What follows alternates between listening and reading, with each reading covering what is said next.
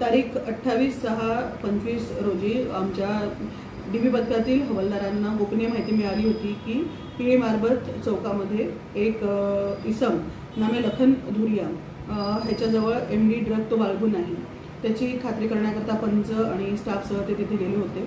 झडती घेतली असता लखन धुरियाच्या ताब्यामध्ये 8.11 ग्राम MD मेफेड्रोन हे प्रतिबंधित ड्रग मिळून आले।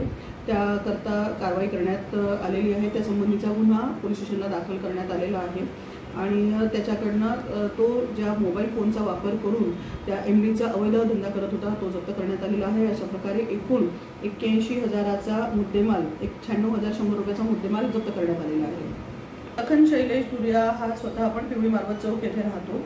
हा रेकॉर्डवरील आरोपी आहे आणि हा बऱ्याच दिवसापासून MD ड्रग विक्रीचा अवैध व्यवसाय करतो आहे। सदरील माल त्यांनी ज्याच्याकडनं खरेदी केलेला आहे आणि पुढे विक्री करत होता त्या संबंधीचा तपास आम्ही लोक करीत आहोत। ह्याच्यामध्ये आरोपी वाढ होण्याची शक्यता नाकारता येत नाही। सदरची कारवाई ही आम्ही माननीय पोलीस आयुक्त श्री रवींद्र कुमार सिंगल सर यांच्या मार्गदर्शनात अँटी ड्रग कॅम्पेनिंग त्यांनी जे चालवलेलं आहे त्याच्या अखत्यारीत केलेलं आहे।